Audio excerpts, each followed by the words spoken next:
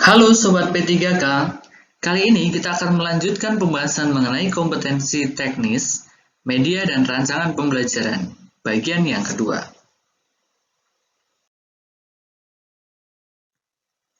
Nomor 12. Setiap materi pembelajaran memiliki tingkat kesukaran yang bervariasi. Untuk memudahkan peserta didik memahami materi yang memiliki tingkat kesukaran tinggi, guru sering memanfaatkan media pembelajaran, misalnya media gambar atau tayangan video yang berisi sistem peredaran darah. Fungsi media pada pernyataan tersebut adalah A. Menampilkan objek yang terlalu besar, B. Membuat konkret konsep yang abstrak, C. Menampilkan objek yang tidak dapat diamati dengan mata telanjang, D. Membawa objek yang berbahaya atau sukar didapat di lingkungan belajar. Apabila Sobat P3K mengikuti video pembelajaran sebelumnya, maka teman-teman dan Sobat P3K dapat menjawab soal ini dengan mudah. Kata kunci di soal ini adalah misalnya media gambar dan tayang berisi sistem peredaran darah, di mana melalui video pembelajaran sistem peredaran darah ini mampu membuat membuat konkret konsep yang abstrak. Maka jawaban yang tepat untuk soal ini adalah B.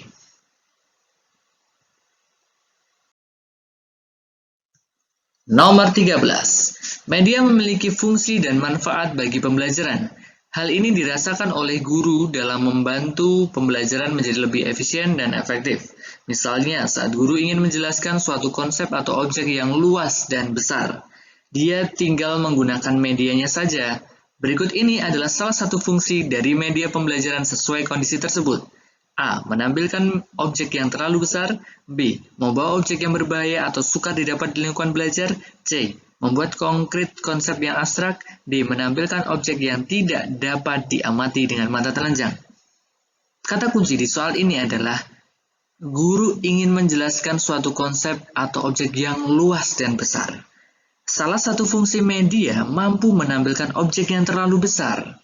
Nah, sehingga jawaban yang tepat untuk soal ini adalah A. Menampilkan objek yang terlalu besar, misalnya melihat atau mengamati candi, gunung, dan sebagainya, kemudian digantikan dengan menggunakan miniatur atau video.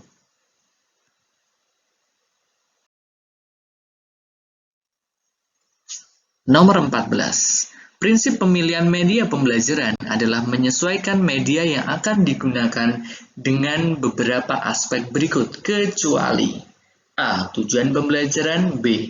Pertumbuhan fisik siswa, C. Bahan pembelajaran, D. Metode pembelajaran. Jawaban yang tepat adalah B. Pertumbuhan fisik siswa. Prinsip pemilihan media pembelajaran diantaranya ada 7. Yang pertama, tujuan pembelajaran. Yang kedua, bahan pembelajaran atau bahan pelajaran. 3. Metode pengajaran. 4. Tersedianya alat yang dibutuhkan. 5. Pribadi pengajar. 6. Minat dan kemampuan siswa. Dan yang ketujuh, situasi pengajaran yang sedang berlangsung. Nomor 15. Berikut ini adalah beberapa prinsip pemanfaatan media pembelajaran, kecuali A. Tidak ada satupun yang paling baik untuk semua tujuan. B. Tujuan penggunaan media pembelajaran adalah untuk mempermudah proses pembelajaran. C. Penggunaan media terpisah dari proses pembelajaran dan bersifat tumpang tindih atau selingan. D. Pemilihan media disesuaikan dengan tujuan dan memfasilitasi karakteristik peserta didik. Jawaban yang tepat untuk soal ini adalah C. Pemanfaatan media pembelajaran. Yang pertama, tidak ada satupun media yang paling baik untuk semua tujuan. Jadi setiap media memiliki karakteristiknya masing-masing. Yang kedua, media merupakan bagian yang tidak dapat terpisahkan dari proses pembelajaran. Dan yang ketiga, mempermudah proses pembelajaran peserta didik. Yang keempat, penggunaan media menyatu dengan proses pembelajaran dan bukan bersifat tumpang tindih atau selingan. Dan yang E, pemilihan media disesuaikan dengan tujuan dan memfasilitasi karakteristik peserta didik. Maka jika pertanyaan ini adalah menanyakan kecuali, berarti yang bukan merupakan prinsip pemanfaatan media pembelajaran, maka jawaban yang tepat adalah C.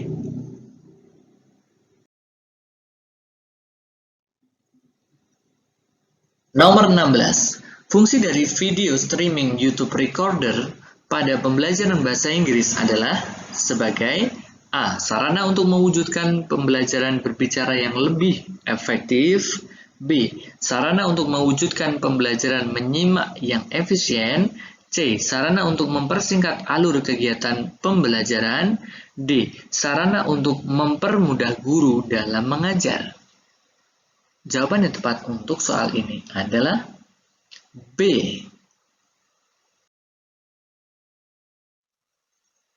Nomor 17. Seorang guru mengarahkan siswa untuk menganalisis data, mengelompokkan, membuat kategori, menyimpulkan, dan memprediksi atau mengestimasi dengan memanfaatkan lembar kerja diskusi atau praktik. Tahapan kegiatan pembelajaran ini termasuk dalam A. Mengamati, B. Mengasosiasi, C. Menanya, D. Mengumpulkan. Jawaban yang tepat untuk soal ini adalah B. Mengasosiasi. Pendekatan saintifik itu terdiri atas beberapa tingkatan. Yang pertama mengamati, yang kedua menanya, 3 mengumpulkan data, 4 mengasosiasi, 5 mengkomunikasikan.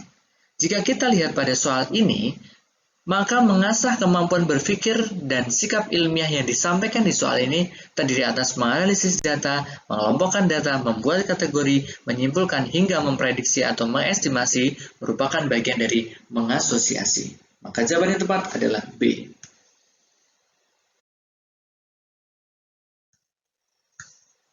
Nomor 18. Berikut ini adalah saat-saat yang tepat dalam penggunaan strategi pembelajaran deduktif, kecuali A. Waktu pembelajaran yang tersedia sedikit. B. Peserta didik belum mengenal pengetahuan yang dipelajari. C. Isi pelajaran meliputi terminologi yang kurang memerlukan proses berpikir kritis. D. Waktu pembelajaran yang tersedia banyak. Jawaban yang tepat adalah D. Waktu pembelajaran yang tersedia banyak.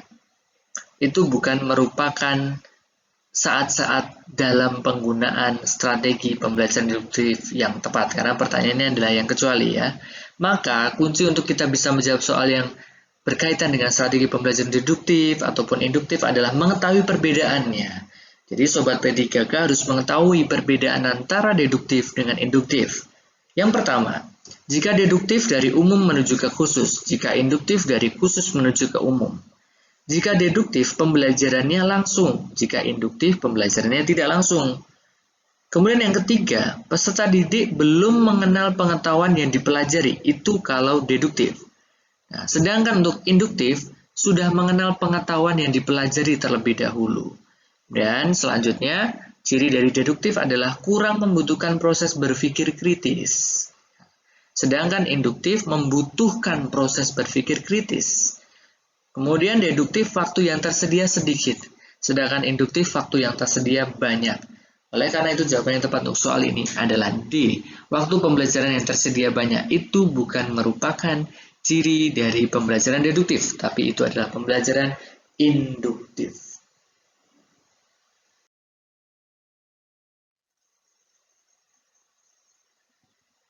Nomor 19.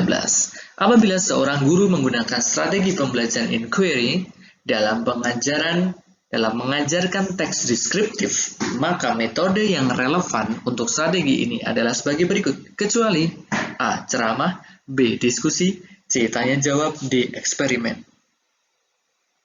Jawaban yang tepat untuk soal ini adalah A. Ceramah. Karena inquiry adalah salah satu strategi pembelajaran untuk menemukan. Nah, peserta didik mampu menemukan suatu solusi terhadap satu masalah ataupun objek yang dikaji dengan melalui diskusi, tanya jawab, maupun eksperimen. Nomor 20. Dalam sebuah pembelajaran, guru melihat 2 orang atau lebih siswa yang mempunyai pemahaman ilmu pengetahuan yang sama, sehingga dapat mengkomunikasikan ilmu pengetahuan dengan pemahaman yang benar dan tepat. Teknik pembelajaran apakah yang digunakan oleh guru tersebut?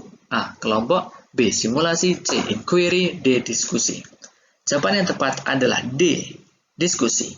Ada kalimat ataupun ada kata kunci dalam soal ini, yaitu adalah mengkomunikasikan. Salah satu bentuk komunikasi ya, dengan menampilkan pemahaman ilmu pengetahuan yang relatif sama antara dua orang atau lebih, itu adalah salah satu proses diskusi.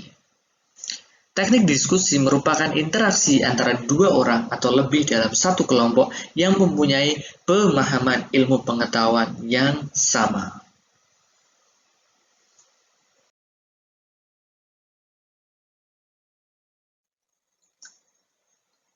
Nomor 21. Strategi pembelajaran apakah yang membuat siswa mampu menilai kemampuan dan kemajuan mereka sendiri? A. Pembelajaran portofolio. B. Cooperative learning. C. Problem-based learning. D. Project-based learning. Jawaban yang tepat untuk soal ini adalah A. Pembelajaran portofolio. Manfaat pembelajaran portofolio adalah yang pertama, pasti dihubungkan dengan masalah yang nyata. Yang kedua, dapat mengkombinasikan berbagai disiplin ilmu yang berhubungan. Yang ketiga, dapat menghubungkan kegiatan evaluasi dan kegiatan pembelajaran. Yang keempat, belajar bekerja sama dengan tujuan yang jelas dan dapat dicapai. Dan yang kelima, peserta didik mampu menilai kemajuan dan kemampuan mereka sendiri. Nah, itu yang ditanyakan di soal ini. Maka jawaban yang tepat adalah A. Terima kasih Sobat P3K telah menyimak pembahasan soal untuk materi media pembelajaran pada bagian yang kedua. Ikuti terus video-video pembelajaran kami, semoga bermanfaat dan menambah kesiapan teman-teman untuk melalui proses seleksi P3K tahun 2021.